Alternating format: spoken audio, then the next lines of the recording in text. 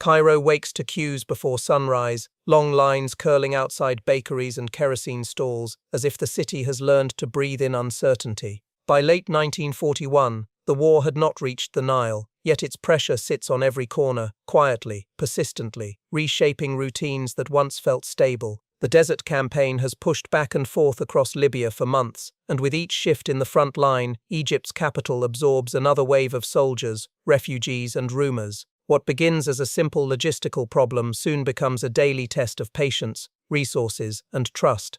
The city's streets, already narrow and crowded, strain under the weight of Allied convoys moving toward the Canal Zone and the Western Desert. British lorries growl through intersections built for carriages, while trams packed far beyond capacity creak along tracks crowded with workers heading to factories, docks, and ministries. Conductors wave off passengers they simply cannot take, and whole neighborhoods adjust their mornings around the hope that transport might arrive on time. Cairo feels swollen, not only with people, but with the sense that something unseen and heavy has settled over it. Markets show the change even more clearly. Prices rise at an alarming rate as 1941 draws to a close. Bread, which once seemed a basic certainty, becomes a fragile promise. Kerosene queues stretch longer every week, and arguments break out more often, sometimes over a container that never reaches the front of the line. Shoppers know the numbers, inflation is climbing, supplies are thinning, and nobody can say for sure whether tomorrow will be worse. Officials announce price controls, but enforcement lags. By the time clerks reach a vendor accused of overcharging, the goods have already slipped into the shadows of a growing black market. Whispers travel faster than official statements. Reports of Rommel's advances in August and September of 1941 resurface with every new rumor, each surge of fear making the front appear closer than it really is. Axis radio broadcasts in Arabic, clear, confident, and designed to disturb, speak of British weakness, of Egypt's supposed betrayal, of outcomes that feel all too believable to civilians facing scarcity. British censorship responds with its own messages, but the gap between reassurance and lived experience is too wide. In coffeehouses, men lean over maps and newspapers, trying to find truth in fragments. In workshops and universities, the conversation shifts from supply shortages to survival itself. Students, always sensitive to the political mood, feel the contradictions most sharply. Many believe the government is distant, unresponsive, or too tied to British priorities to protect them. Workers, facing reduced wages and rising prices, share similar frustrations. Street vendors feel squeezed between regulations that limit their income and a black market they cannot afford to join. For the urban poor, those living in informal housing along the city's edges, the crisis is not abstract. A missed tram means a missed shift. A missed shift means an empty table. Every shortage tightens the knot. Higher up the social ladder, the elite experience the war through a different lens. Diplomatic dinners, palace bulletins, and cautious optimism that Egypt's semi-independent status still carries weight. Yet even here, the tension is unmistakable. Families used to stability now plan around blackout restrictions and evening curfews. Servants struggle to find essential goods. Petrol rations thin out private car traffic. The old rhythm of Cairo's nightlife dims under wartime caution. Despite these pressures, the city does not collapse. It adjusts, improvises, and absorbs.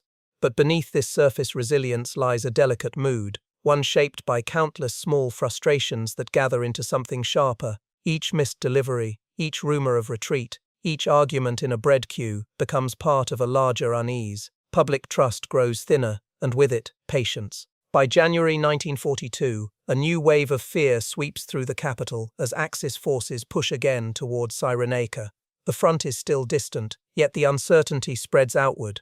Reports in the foreign press say British commanders are preparing for worst-case scenarios. Egyptians hear fragments of these discussions, some true, many exaggerated, and fill the gaps with imagination. Would the British defend Egypt at all costs? Would they retreat to Palestine? Was Cairo expendable? No one can say for sure, and that silence becomes its own kind of answer. At the tram stops, workers openly discuss ration cuts. In homes across Shubra and Saida Zainab, families discuss how much flour remains. On campuses, the conversation blends economic frustration with anger at political stagnation. For many young Egyptians, the war intensifies grievances that had simmered since the mid-1930s, when semi-independence proved less solid than promised. The British presence still shapes the state's most important decisions, and the monarchy's authority feels increasingly symbolic. These anxieties do not create unrest on their own, but they prepare the city to react sharply to any new shock, the one that's approaching. For now, Cairo continues its uneasy routine, markets straining, trams overflowing, rumors spreading faster than news. Yet beneath the surface, the city feels poised on a threshold. Its people know that pressure cannot build forever. Something, whether a political confrontation or a military crisis, will eventually force the tension to break, and when it does, Cairo will discover how fragile its balance truly is. A convoy of British armoured cars pushes through Cairo's early evening traffic, their engines echoing against the walls of Abdeen Square like distant thunder. News of their movement spreads faster than the vehicles themselves. Something unusual is happening at the palace. Some residents step onto balconies, others gather at street corners, catching hints of urgency in the way police redirect civilians away from the royal gates. Cairo does not yet know the details, but it senses a confrontation approaching, one that will test the limits of Egypt's independence in the midst of war. Inside the palace, King Farouk faces a dilemma he has been trying to postpone for weeks.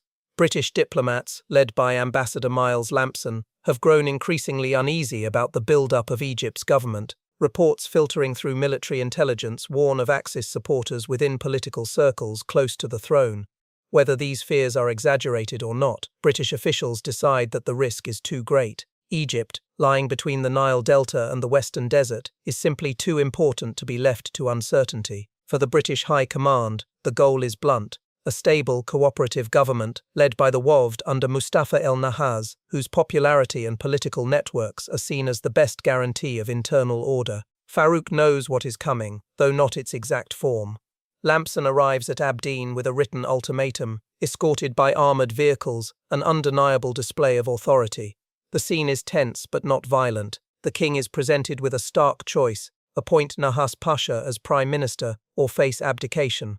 The terms are delivered calmly, yet their weight fills the chamber. British records describe Farouk as hesitant, visibly shaken. Egyptian accounts note his anger, humiliation, and the pressure bearing down on a young monarch suddenly forced into a corner. The British position rests on wartime logic. They argue that only a widely supported civilian government can manage unrest, curb pro-Axis messaging, and maintain stability, while Rommel threatens the frontier.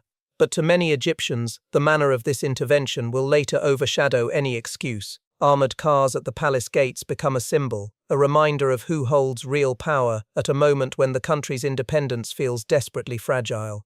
After hours of discussion, Farouk gives in. He agrees to appoint Nahas Pasha. The confrontation that could have broken the monarchy ends instead in reluctant obedience. Lampson leaves, satisfied that he has secured Britain's wartime interests. Yet in the city outside, the ripples of this decision are only beginning to spread. Word leaks quickly, carried through cafes and barber shops, across university courtyards and tram platforms. At first, confusion dominates. Some celebrate the return of the Wafd, a party long linked with national independence and broad popular support. Others are unsettled by the way it happened. Students debate whether a government installed under British pressure can ever claim true legitimacy. Older Egyptians remember earlier promises of independence that collapsed under similar limits. In many homes, the conversation turns to Farouk's surrender, a moment that, for some, exposes the limits of the monarchy. For others, reveals the overwhelming reach of British authority. By nightfall, competing stories circulate across the capital. Some insist the British prevented a pro-Axis shift in Egyptian politics. Others argue that a sovereign nation has been forced into submission in plain sight. Rumours increase the drama. Exaggerated reports claim the British nearly forced their way inside the palace. Others insist Farouk signed the decree under stronger pressure than the historical record supports. Cairo, already strained by months of shortages and fear, absorbs the shock with a mix of fascination and resentment. Not everyone understands the crisis from the perspective of political theory. For many ordinary residents, the first concern is practical. Will this new government ease inflation, restore supplies, or impose stricter measures? The Wafd has a reputation for mobilizing public support, but its return under these circumstances confuses expectations. In the markets the next morning, some traders raise prices in advance, unsure how the shift will affect regulations. Workers on the tram lines joke bitterly that governments come and go, but overcrowding remains. Beneath the humour lies anxiety about what instability might mean in a year already marked by hardship. Farouk's political humiliation becomes the quiet background to every discussion. Newspapers publish careful summaries of the transition, avoiding sensitive details, yet the public senses more. The image of a monarch forced by foreign pressure stays in the collective imagination, especially among young nationalists who have grown impatient with half-promises of independence. To them, the events at Abdeen confirm what they have suspected. Egypt's future is still shaped in offices beyond its borders. The crisis at the palace ends without violence, but its effects begin immediately. Nahas Pasha forms his cabinet, determined to stabilize Cairo quickly. British officials breathe easier, convinced that they have secured a cooperative political partner, yet on the streets conversations take a different tone. The very party meant to restore confidence now carries the burden of having arrived in office through an ultimatum supported by foreign armor. Supporters cheer the Wafd's return, but critics describe it as a victory damaged at its birth. As Cairo settles into the first days of this new government, a deeper question stirs beneath the surface. If political authority can shift so suddenly under pressure, what hope does the city have of controlling its own fate as the war moves closer? The sense of uncertainty grows sharper, no longer driven only by shortages or desert battles, but by the weakness of the political order itself. And in the streets around Abdeen, where the track marks of armored cars still mark the dust, many residents sense that this moment is not an ending. It is the beginning of something unsettled, something the city is only just starting to feel. A government that once drew strength from mass support now steps back into office under a cloud it cannot clear. When Mustafa el-Nahas Pasha accepts the job of Prime Minister in early February 1942, many Egyptians recognize the symbolism. The Wafd, long linked with anti-colonial nationalism, has returned to power. Yet this time, the streets do not erupt in celebration. The memory of British armoured cars outside Abdeen Palace is too vivid, casting a shadow over every announcement that follows. Cairo feels the contradiction immediately. Popular leaders rose through deeply unpopular means. Nahas moves quickly. He understands the weight of the moment and the expectations placed on his cabinet. The city needs stability. Prices must be controlled, shortages dealt with, and confidence restored. British officials hope he will help calm public feelings, while Egyptian elites expect him to rebuild national dignity. But in Cairo's alleyways and cafes, the story spreading is not of administrative plans or policy reforms, it is of a government born under pressure. Students whisper that the Wafd has returned at bayonet point, a phrase that spreads with striking speed. Even those who support the party privately admit the circumstances are troubling. On university campuses, frustration sharpens. Students who once marched proudly under Wafdist banners now debate whether the party's legitimacy has been damaged beyond repair. Some argue that the crisis was unavoidable, that war leaves little room for perfect choices. Others refuse to accept that a rule gained through pressure can ever produce moral authority. In these conversations, the immediate goals of the new government matter far less than the manner of its arrival. Cairo's youth, already politicized by years of broken promises of independence, feel that something essential has been compromised. In the ministries and police barracks, the mood is no calmer. The security forces understand that demonstrations are likely. They see the crowds gathering at tram stops, overhear the angry debates in tea houses, and feel the rising pressure of a population that expects answers faster than any government can deliver. Many policemen face the same shortages as the people they are meant to restrain. They return home to darkened apartments, empty shelves, and families who ask the same questions everyone else is asking. Will this new cabinet make life better, or is this simply another turn in a long cycle of crisis? Nahas does not ignore public feeling, but he cannot fully control it. His early speeches stress national unity and the urgency of resisting Axis influence. He promises to fight inflation, strengthen civil administration, and protect Egypt from unrest. But promises collide with circumstances beyond his reach. Supplies remain tight, Allied priorities dominate shipping and transport, and rumors spread too quickly for official statements to catch up. In downtown Cairo, the gap between government and street becomes clear within days.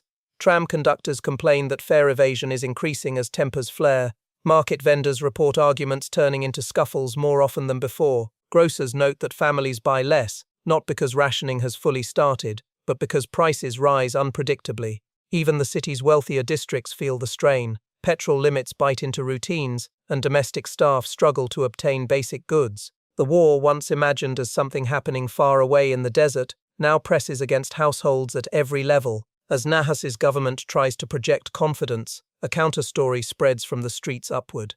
Conversations grow sharper, more openly critical. Many accuse the Wafd of trading national pride for power. Others claim the British acted out of panic, and that the real threat to Egypt comes not from decisions made in Cairo, but from decisions made in London. Some rumours are false, but their power lies in their ability to evoke feeling, not their accuracy. In a city already stretched by shortages and uncertainty, suspicion becomes a force of its own. Through February, crowds begin gathering more often. At first, the gatherings are small, clusters of students outside lecture halls, workers discussing wages at factory gates. But as weeks pass, the gatherings grow louder and more bold. Demonstrations call for clarity on government policy, for the end of British interference, for relief from inflation. Police find themselves responding to marches several times a week, often with limited numbers. Their approach is reactive, not planned. They break up crowds only to see them reform hours later in new districts. In Shubra, a group of young activists hand out pamphlets criticizing the crisis at Abdeen. In Giza, students walk out of classes in protest of political humiliation. In Sayyida Zainab, shopkeepers close early when rumors spread that a march may pass through the area. These incidents remain mostly peaceful, but they point toward a bigger change in Cairo's mood. The quiet frustration of late 1941 has become something sharper, an edge that begins cutting through daily life. Nahas and his ministers try to calm the situation. They meet with university leaders, negotiate with labor representatives, and issue statements urging calm. But their words, sincere as they may be, struggle against a growing wave of public anger. Every reassurance is weighed against the memory of armored cars at the palace gates, and every policy proposal is judged not on its details, but on whether it feels imposed by outside power. By the end of February, the signs are clear. Protests are no longer symbolic gestures. They carry emotional weight, political accusation, and the built-up resentment of a city that feels cornered by war and pushed around by allies who claim to protect it. The Wafd's return to power has not brought order. It has revealed divisions that were long present but rarely visible at this scale. And as Cairo moves into March, something shifts. Demonstrations that once broke up quietly begin to push harder. Crowds resist police orders, chants sharpen, windows shake with the force of slogans carried through narrow streets. The line between protest and riot grows thinner each day. The city stands on the edge of a more explosive moment, one that will soon spill beyond the control of any government, no matter how popular or under pressure. Crowds gather first as murmurs, small knots of students outside the gates of Cairo University, their voices low, their frustration familiar. But by late February 1942, those gatherings began to change. What starts as another campus protest against rising prices and political humiliation grows louder, drawing more people into its pull. When the first chants rise over Giza's tram lines, they carry an urgency the city has not heard in years. Shopkeepers along the boulevard glance toward the noise, instinctively lowering their shutters. Cairo has seen demonstrations before, but something in the air feels sharper, stripped of patience.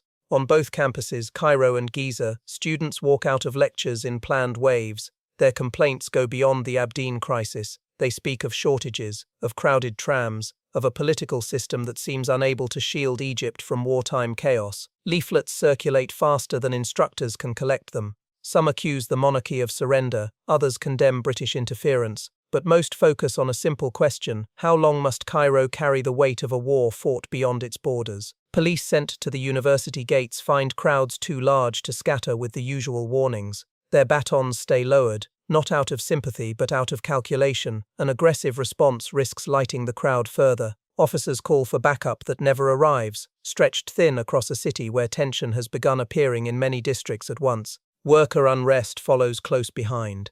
Tram employees, already worn down by weeks of overcrowding and mechanical failures, react to yet another proposed change in wages and working hours. Textile workers in Shubra and Helwan, hit by rising prices and rationing rumors, begin staging stoppages with little coordination beyond shared exhaustion. Their complaints overlap with the students, creating a patchwork of discontent that the government struggles to read, let alone control. When these parallel frustrations meet in the city centre, Cairo feels the impact. Streets near Midan Suleiman Pasha fill with people. Chants echo between the fronts of cinemas and cafes, while shopkeepers bolt their doors at the first signs of trouble. British soldiers on leave step aside quickly, sensing that their mere presence might trigger a clash. Tram conductors abandon routes that cut through the busiest crowds, leaving passengers stranded and adding to the confusion. Not all protests turn violent, but the line between demonstration and riot narrows without warning. A stone thrown at a storefront believed to serve British officers shatters a window. On another street, a vehicle carrying soldiers is surrounded, forcing the driver to reverse out of the area entirely. Reports of these incidents spread instantly, sometimes twisted, always increasing the feeling that Cairo is slipping out of any authority's control. Police commanders try to create buffers between crowds and foreign buildings, but their numbers are not enough. They are chasing the crisis, not shaping it. The city's markets become danger points. Rumors spread that Axis forces had made a breakthrough in the desert, sparking panic buying. Bags of flour and tins of oil vanish before traders even unload their carts. Families send children to join queues in the hope that smaller bodies might get further ahead. As supplies shrink, tempers rise. A dispute over the last crate of vegetables in a popular market draws a crowd that quickly turns into a pushing, shouting mass. Police step in, but their presence cannot restore the broken sense of order. These reactions feed into a larger fear that Cairo is losing its grip on normal life. When tramlines are shut down due to protests, workers cannot reach factories. When factories lose shifts, wages fall. When wages fall, markets feel the shock, and shortages deepen. The city's delicate balance, already strained by months of war pressure, begins to shake with every new riot. Anti-British feeling, long present beneath the surface, becomes more open. Some crowds target symbols of imperial influence, clubs used by officers, businesses tied to foreign capital, or even individuals thought to be collaborators. Most clashes remain limited, shouting, stone-throwing, the occasional overturned cart, but the meaning matters. To ordinary residents, these actions are expressions of stored-up frustration. To the British command, they signal a dangerous breakdown of cooperation at a moment when military stability in North Africa is uncertain. Government ministers try to regain control, issuing statements urging calm and promising economic relief. But these messages struggle to compete with what residents see and hear around them: smoke rising from a looted shop, a tramcar abandoned mid-route, streets jammed with panicked crowds chasing the latest rumor of invasion. Even Wafd supporters admit privately that the government is losing its footing, pulled between British expectations and public anger. As demonstrations spread across Shubra, Abbasiyah, and the city centre, a new rumor moves with striking speed. Rommel is days from Alexandria. No official source has confirmed this yet the claim travels across Cairo with the authority of fear itself. Families begin stockpiling whatever they can. Some speak of temporary escape to the countryside, others argue that the war will reach the delta long before any getaway is possible. In cafes, men lean over rough maps, tracing imagined routes of retreat. To them, the chaos in the streets is no longer just political unrest, it is the first tremor of something far worse. The force of Cairo's riots shocks even those who expected trouble. What began as separate protests has spread into a citywide expression of anxiety, resentment, and wartime exhaustion. Streets once filled with bargaining and conversation now echo with slogans, clashes, and the restless hum of a population searching for stability in a moment when none can be found. And as March approaches, the city feels the tightening of two forces. On one side, the boiling frustration of civilians pushed to their limits. On the other, the advancing shadow of a desert war whose results could decide Cairo's fate. The crowd's anger is visible, the enemy's movements are not. Both press toward the capital, and both leave Cairo bracing for what the next wave of crisis might bring. In the cafes of Cairo, men lean over maps printed weeks earlier, tracing the desert front with fingers that move faster than official reports can keep up. By March 1942, the war shifts again. News of the retreat from Gazala spreads through the city with a sharpness that cuts past rumor and reaches something deeper. Fear that the long-imagined line of danger is no longer just theory. Each step backward in Cyrenaica sends a ripple eastward, tightening the knot in Cairo's stomach. Refugees, soldiers, and merchants arrive from the west with stories that differ in detail but share the same tone: panic, uncertainty, and the feeling that the desert campaign has entered a new and unstable phase. The city receives these arrivals unevenly. Train stations turn into bottlenecks, with platforms crowded by families carrying bundles of clothing and a few belongings. Some have fled early, determined not to wait for the front to draw near. Others arrive because their incomes disappeared overnight as towns emptied and businesses closed. Soldiers on leave join the flow, their uniforms dusty, their faces marked with exhaustion that speaks more honestly than any official message. They offer fragments of information, some accurate, some exaggerated, about the Axis pushing forward again. Civilians cling to these pieces, weaving them into larger guesses about where the war is headed. As fear builds, conversations in the markets shift from rationing prices to survival plans. Women debate whether to buy flour now before it disappears, even if the purchase stretches the household budget to the limit. Men speak of storing water, of keeping lamps filled, of preparing for shortages that no one can yet describe. When a rumor claims that British authorities have drawn up evacuation plans, the city reacts sharply. Officials deny it, but the rumor stays, repeated with the certainty of people who feel truths behind silences. Some claim to know families already moving their valuables out of Cairo. Others whisper about foreign staff leaving embassies under quiet instructions. Whether these stories are fully true matters less than the way they weaken confidence. Within certain government ministries, discussions of worst-case scenarios do take place, though quietly and without admission. Civil defense committees review maps of likely bombing routes, mark vulnerable districts, and plan the logistics of keeping essential services running if the front breaks through the western approaches. Their conversations remain behind closed doors, but their effects appear in the city. Sandbags stacked outside key buildings, shelters cleaned and remarked, air raid wardens told to enforce the blackout more strictly. Blackouts become a nightly habit. When the last light goes out, Cairo's neighborhoods sink into a silence broken only by the hum of radios and distant traffic. Some families sit together and talk in whispers, others listen to foreign broadcasts, turning dials between British and Arabic language Axis stations, searching for clarity, but finding only clashing versions of the same story. Children grow nervous at the sudden darkness. Parents comfort them, even as their own fears sharpen. For many households, these evenings become the clearest sign of the war's advance, proof that danger, though unseen, may be closer than they want to believe. Public spaces show the pressure. Tram lines run on and off, stretched by fuel shortages and mechanical strain. Overcrowding grows worse as people rush to buy goods before markets empty. Some trams are so packed that passengers cling to the outside rails. Others never arrive because workers leave their posts after hearing rumors of unrest elsewhere in the city. Petrol shortages cut the number of cars on the road, making the streets look calmer even as the hidden anxiety rises. Civil defense measures, meant to reassure the public, sometimes have the opposite effect. Sirens fail and sound without warning, shelters in poorer districts prove too few or poorly equipped, and blackout enforcement varies widely between neighborhoods. In richer areas, wardens patrol with care. In crowded quarters, enforcement is irregular, leaving responsibility to families who often lack proper materials. These differences deepen the sense that the city's strength is uneven, weak to both administrative limits and social gaps. As the military situation worsens in June, Cairo feels Rommel's shadow more directly. Newspapers announce the fall of key positions, cafes unpack each headline with growing dread.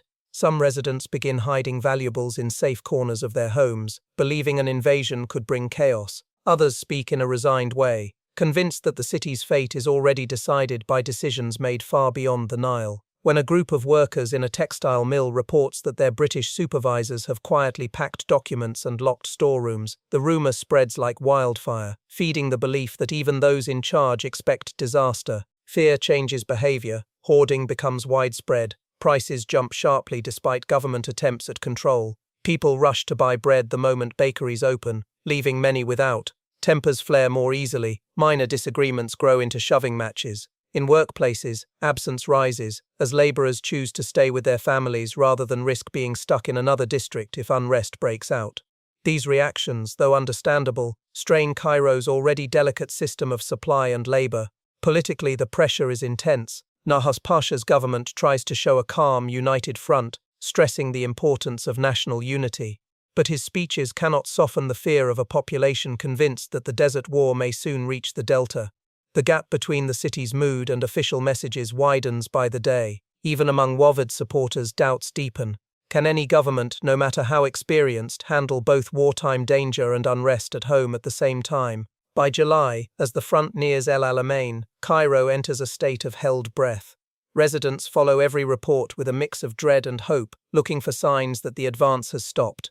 Each pause in the fighting feels like a brief break. Each renewed movement triggers a fresh wave of anxiety. The city does not fall into total chaos, but its routines twist under the strain. Even those determined to keep working sense that the coming months will decide not only the fate of the war in North Africa, but the fate of Cairo itself. And as the heat of summer settles across the capital, the city waits, caught between fear of collapse and hope for rescue, knowing that whatever happens at El Alamein will soon decide whether its anxiety will harden into crisis or finally begin to ease.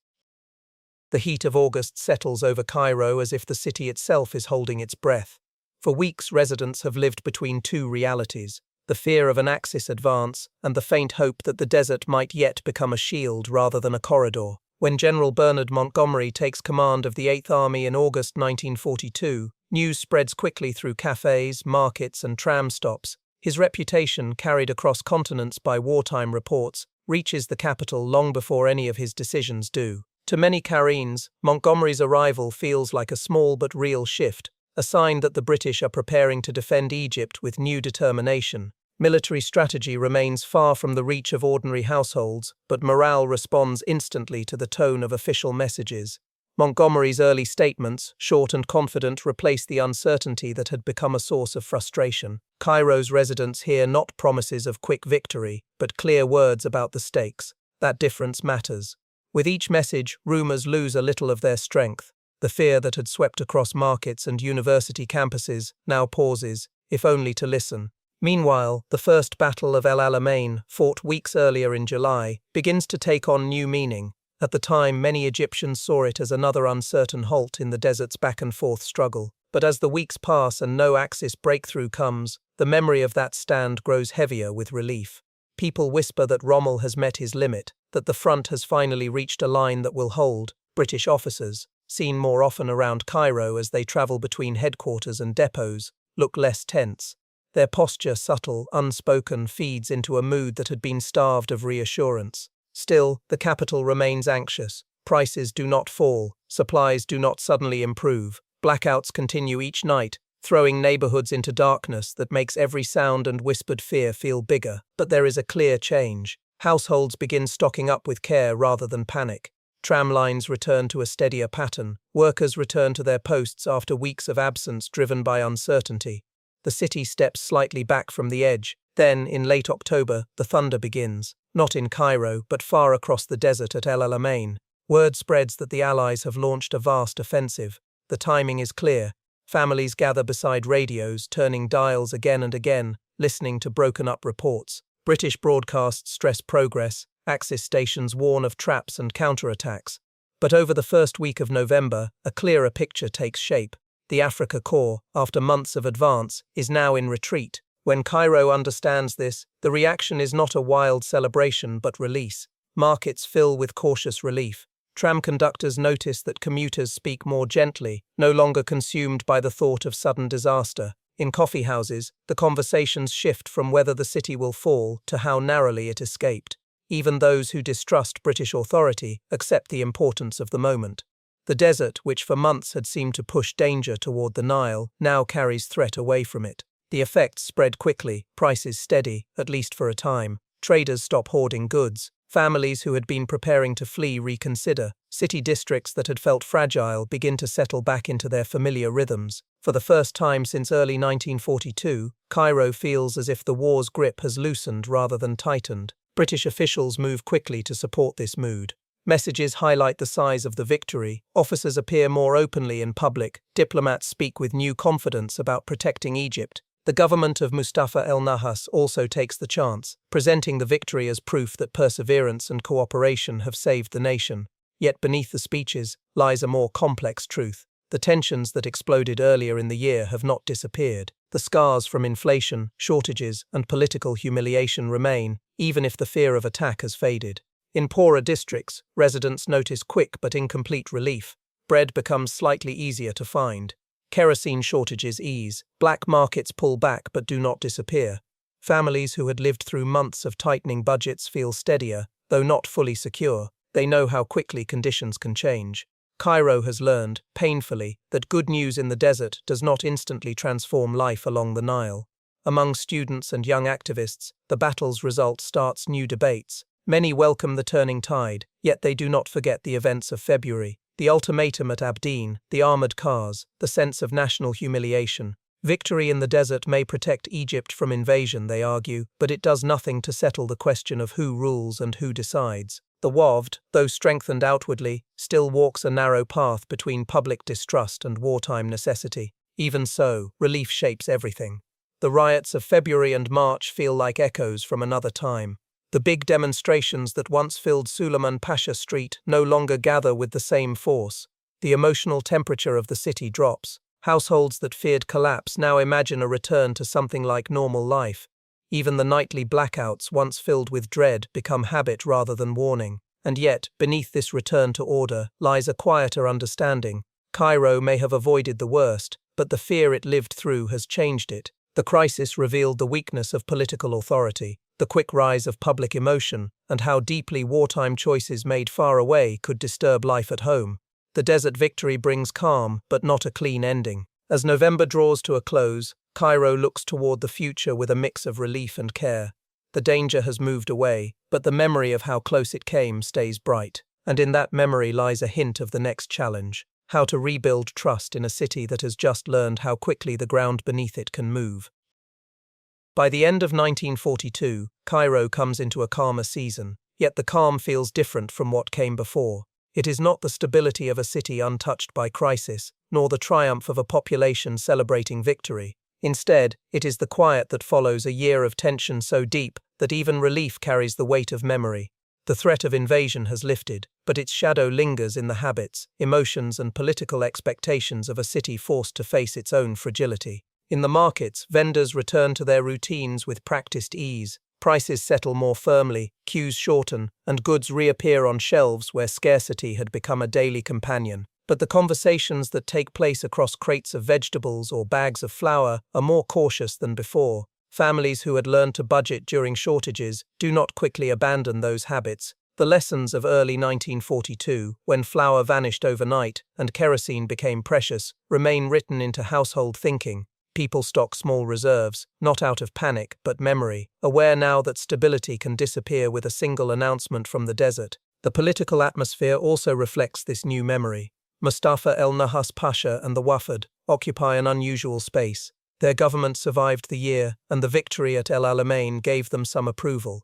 Yet the crisis of legitimacy sparked by the ultimatum at Abdeen never fully fades. Egyptians who had once cheered Wafdist rallies continue to struggle with the contradiction of a nationally beloved party returning to power under the pressure of British armour. Supporters recognise the government's efforts to manage inflation and public order, but critics stress the cost to national pride. Even as the Wafdist tries to govern effectively, it carries the burden of a wound inflicted in February, visible if rarely spoken of openly. The monarchy bears its own scars. King Farouk, once a popular figure among young Egyptians, watches his standing fall. The events of the ultimatum have become part of the city's unofficial story, reshaped by rumour, retold with sharp detail, and remembered with a mix of sympathy, frustration, or cynicism, depending on who speaks. For many, the crisis uncovered the limits of a crown overshadowed by foreign power. Even those inclined to support the monarchy admit quietly that the year changed how Egyptians see authority, not only the kings, but the whole structure through which power flows. Across Cairo's social landscape, the memory of unrest settles in uneven ways. Workers recall the factory stoppages and the days when rumors of invasion silenced entire shifts. Students remember marches that began as expressions of frustration and grew into something closer to an open challenge. Policemen recall the tiredness of responding to crowds whose anger was not easily turned aside.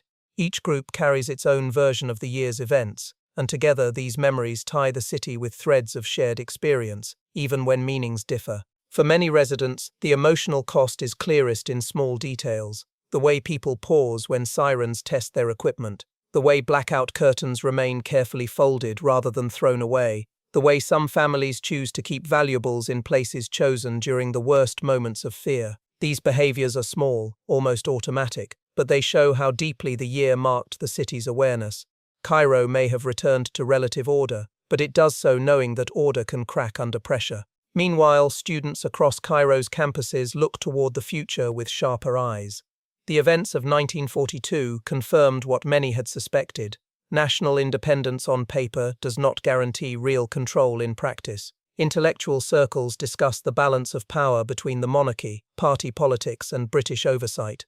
Some speak of reform, others of resistance. All agree that the year revealed key truths about Egypt's political weakness. These conversations do not cause immediate upheaval, but they draw the early lines of a new generation's political thinking, one formed less by colonial-era hope and more by the lived experience of crisis. In poorer districts, memory appears in quieter ways. Parents who once calmed their children through blackout nights now tell stories of strength, how neighbors shared food, how communities organized during shortages, how the city survived moments that felt dangerously close to collapse. These stories serve as both comfort and warning. They remind families of their strength, but also of the weakness of the systems on which they depend. For many, the year becomes a fixed reference point, a before and after line in Cairo's wartime life. As 1943 begins, Egypt remains a kingdom moving through wartime complexity. The front has moved westward, the Allies are on the rise, and the immediate threat is smaller, but Cairo no longer sees the war from the distance it once tried to keep. The city now understands that battles fought hundreds of miles away can reshape life at home, that political crises can erupt not only from ideas but also from fear, and that public trust once shaken does not easily return. The experiences of 1942 quietly shape political positions, social expectations, and the tone of public debate in the years that follow. The unrest of the spring becomes a reference point for judging authority. The fear of invasion shapes talks about military readiness and foreign policy, and the Abdeen crisis, though ended without bloodshed, becomes a symbol of the nation's struggle for self-rule in a world still ruled by empires. These deeper currents do not instantly transform Cairo. Life continues, trade restarts, and the city's cultural energy remains. Yet beneath the surface, 1942 has changed how Egyptians understand power, weakness, and the duties that bind rulers and ruled. Historians will later trace lines from this year to the political storms of the late 1940s and early 1950s, not as a simple straight path but as part of the emotional groundwork that made those storms possible. And as Cairo settles into the new year, its residents carry a final, quiet understanding. The riots and fears of 1942 were not a brief break in wartime routine. They were the first tremors of deeper changes still moving beneath the city's foundations. Changes that would continue shaping Egypt long after the desert winds of war had finally passed. Stay with us as we uncover more hidden chapters of wartime history and the people who lived through them. For deeper dives into overlooked fronts and forgotten struggles, join the journey by liking, subscribing, and sharing. Your support helps bring these stories back into the light, one episode at a time.